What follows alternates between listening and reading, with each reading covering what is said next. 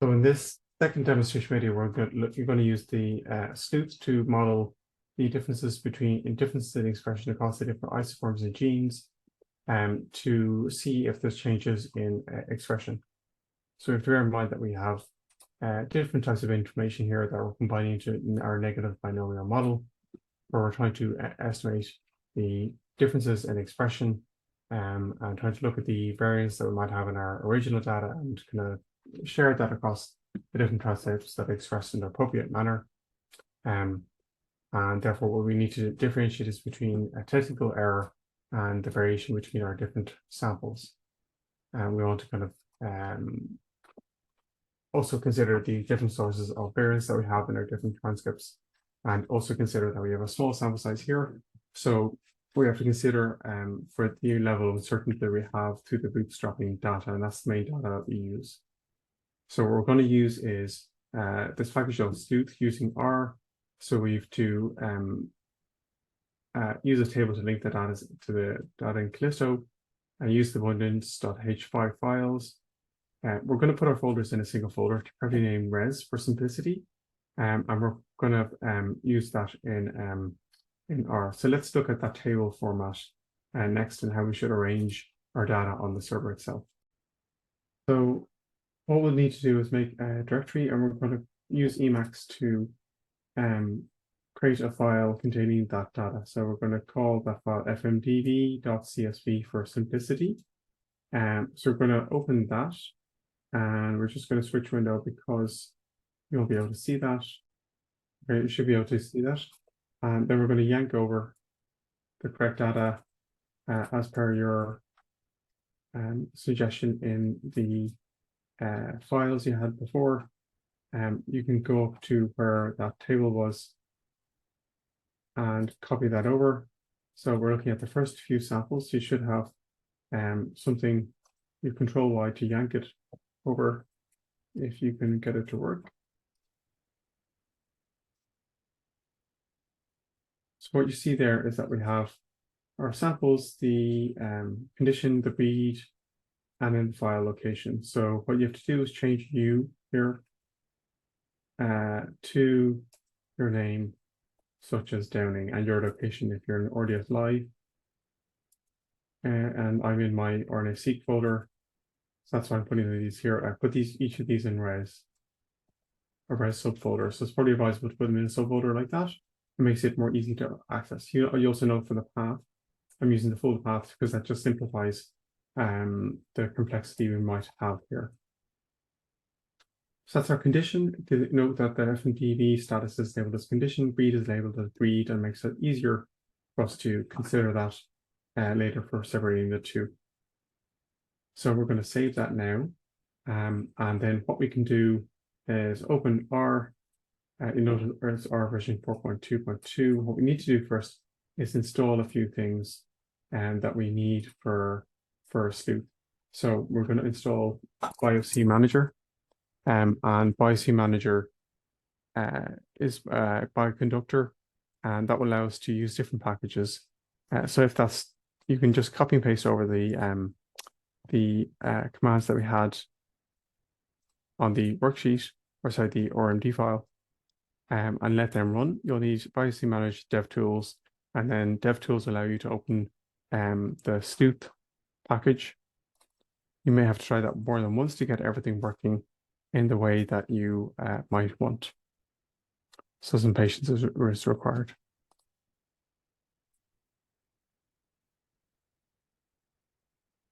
So let me just double check. So to double check that everything is working, I can just check the DevTools library. And then also the sleuth library. They look to be working. So now we can import the data, and you'll note that I called it fmdb.csv. So we're going to read that in right there. We're going to read that in here. So you can see there where they're separated by tab. We've got a header line and reading the CSV, and we're going to call that SE2. So you can see that laid out there. It's a small data frame with 5 rows. And we're going to use this function called sleuth prep. And what that's going to, we're going to add to that is that we have the the abundance.h5 files here, so we can add in the bootstrap summary is true because we have those files, and that will prepare the data. So you can see there, it's looking at the number of targets that pass the filter, it's normalizing the data across the 5 different samples. So next, we can assess our full model. So what we do is we use the function sleuth fit.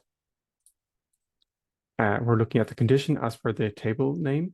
Looking at the full model, we add that into our directory. So there's an issue with the comma at the end, so the apostrophe at the end. Just need to change that. So it's fitting that model. And then we're going to do the same with the reduced model after this. And again, our apostrophe is here. So tilde 1 means that there's no difference. And that's fitting those models when, again. So what we can do next is compare using our likelihood ratio test, our full condition and our reduced version as per the names assigned. And let's get the right command.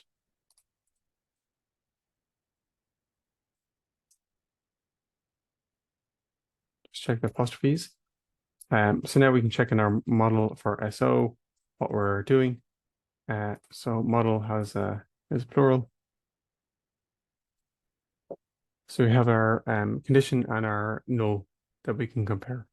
So that's what we're going to compare next. We're going to generate a sleuth table for these two particular models.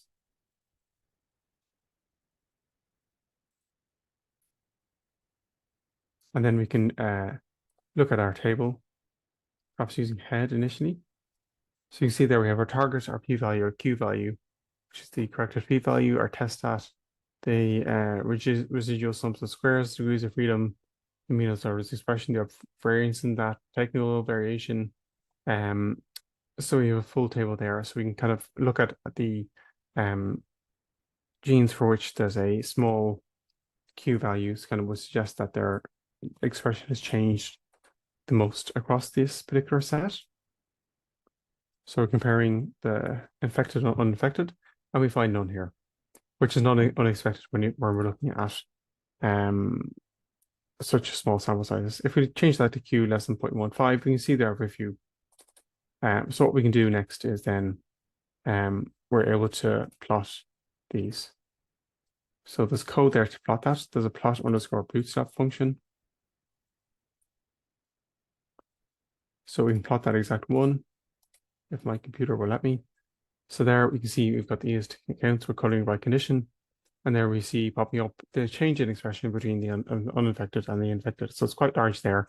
However, there's such a small sample size that the result is not really meaningful, unfortunately. So that's kind of where we're at. So we can assess other things like the breed if we do it for all 15 samples. So let's go to an example of that now instead. So we can look at more advanced examples here. For example, our input files. That's the FMDB CSV file is structured like this, where you have the all 15 infected and uninfected listed here, and the corresponding file path. And we can also separate that for having a separate read CSV file with the same data, just listed between MG and non-MG. And in the same way, we can have both that are listed as well. And another CSV file where you have the full information there listed together. So you got the breed as well as the condition and the path there. So we can load OR again, and then as mentioned before, what we need to do is ensure that sleuth and DevTools are working properly, first of all. So what we can do next then is look at let's look at the read first of all. So again, we have the same steps here. We read in our data, ensure that's read in correctly. We prepare our data containing the bootstrap information. Okay, we need to load sleuth again, apparently. So always good to check these things out. And then we can load in our CSV file containing our breed information after that. So now we can see that we can look at the breed that's of interest. So we have the breed.csv file reader right in there, and we sleuth prep right in. So next we can fit the full model to compare between the expression levels between the three different breeds. And then we do the same for the null model where there's no difference between the different breeds, and we apply a likelihood ratio test between the null and alternate models. We can check our models with the models function as well to check that we have the right things. So we can see that we've got one with a condition and one with no difference. Then we can apply the sleuth results function to just have a look at the ones that have possibly modified expression in this comparison. So you can see that we have the columns with the target ID, the p-value, q-value, and so on. And what we can do is look at the ones with lower q-value. Oh, that wasn't a command. Instead, we're using a dplyr filter command. And you see that we've got 16 there. 16 transcripts with potential changes. And we can plot that top one using the plot underscore bootstrap function. We're plotting the EST counts, and we're cutting by the breed condition in this instance. So there we can see those that are MG, and those are the other two breeds there. So we can see that there are some differences in the expression there visually. So another extension of the sleuth analysis is to annotate our isoforms so that we can assign them to genes. To achieve that, we'll use Biomart, which is in BioC Manager. You'll need to use BioC Manager to install that if you haven't installed that before, as you can see here. So use BioC Manager to install that from Bioconductor. And then we can activate the library after that. So we can then activate Biomart, or we should be able to activate Biomart. Let's see. So now eventually we're able to get Biomart working. And what we can do then is use the useMart function in Biomart to import data that's relevant to us. So here we're looking at the data set as BTORS gene ensemble, and we use the most recent version that corresponds to our reference genome annotation. And that's important to note which data set we want to use to enter the reference genome version, so we can access the relevant annotation. We should also check the structure of the smart data set to check that it's downloaded. You can see that we've downloaded substantial amounts of annotation, which looks good. Next, what we can do is download the relevant attributes. And here, just to be comprehensive, we're doing the transcript version, the ensemble gene ID, the external gene name as well, the ensemble transcript ID, the description, and the transcript biotype. So that's a lot of information. I note that we're taking the transcript ID, but also the transcript version, because we need to merge them to relate them to the corresponding gene ID, which is something just to be aware of. Then we have the traditional gene name and description and all other things in there. So if we look at T to G, we'll see a join table containing all that listed together. So if we look at the structure of that, we'll find that we have about 44,000 rows of all this information, ENSGs and ENSTs for transcripts. So now what we need to do is rename our target IDs as our T to G is what we want to call it. We're renaming within that our target ID is the ensemble transcript ID, ENS gene as the ensemble gene ID, and the external gene as the external gene name. So now we can look at the structure of that and see those entries in there. And now we just create a new column called target ID, which contains the transcript version and the target IDs separated by dot as per the transcript identifiers.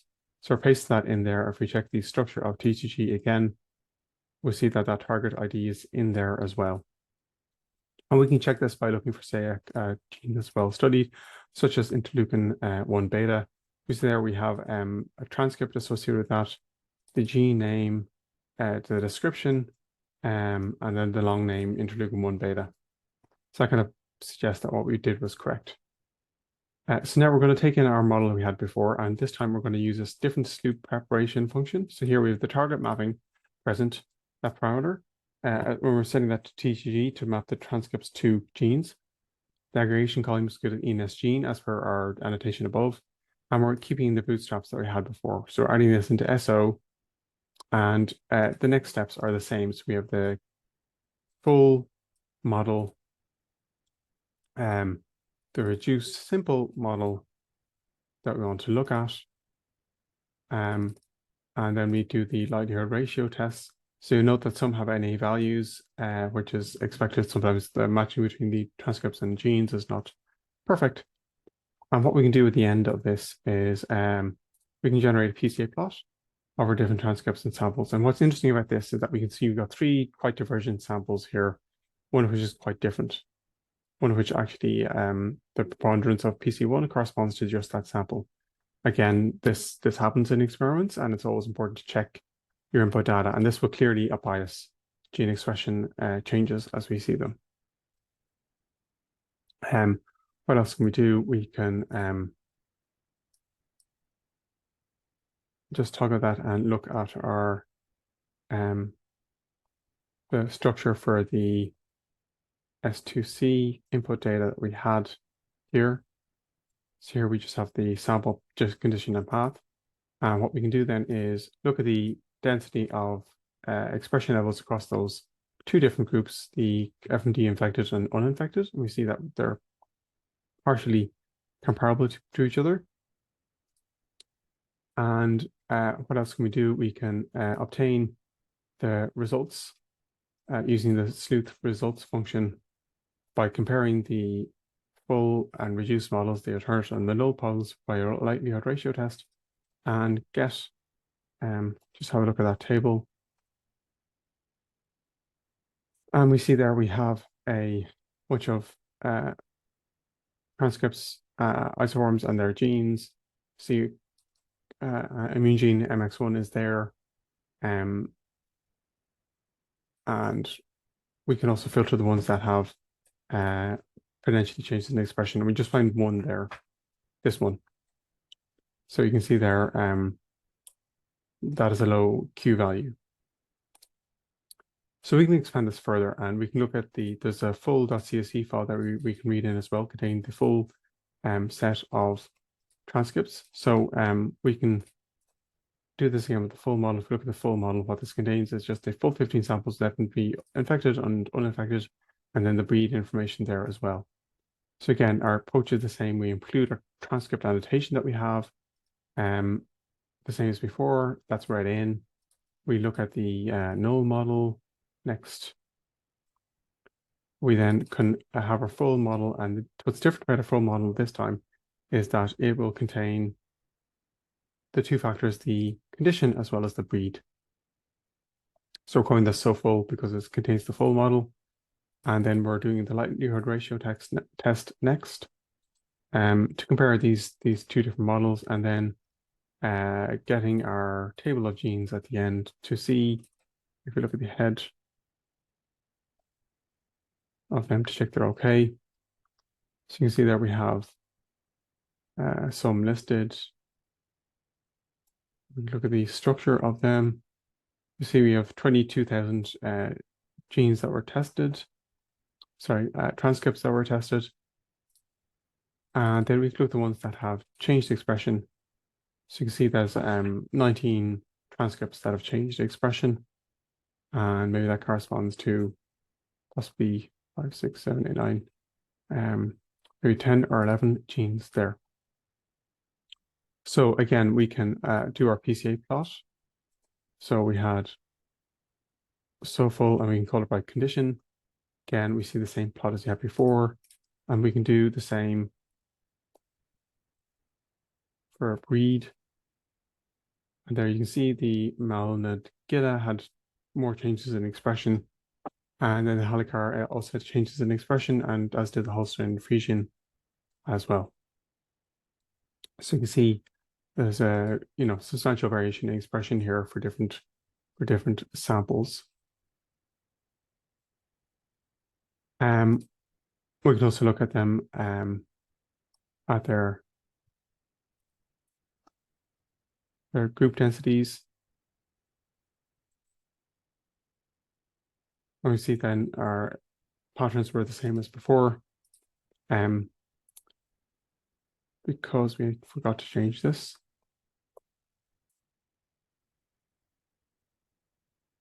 So you see there we've got 6 different categories. Now, that can be uninfected and infected across the 3 different breeds. I see that the relative change in expression is not too different for the different groups, but there are definitely differences here that will lead to sampling error in our output here. So a final thing that we can, well, obviously we can also do our plots of individual transcripts that are of interest as well. So here we're comparing one transcript that has possible differences between the unaffected 6 and the infected 9. So we can do that too. Another approach we can take is with lemma, which we'll discuss in the next demonstration video.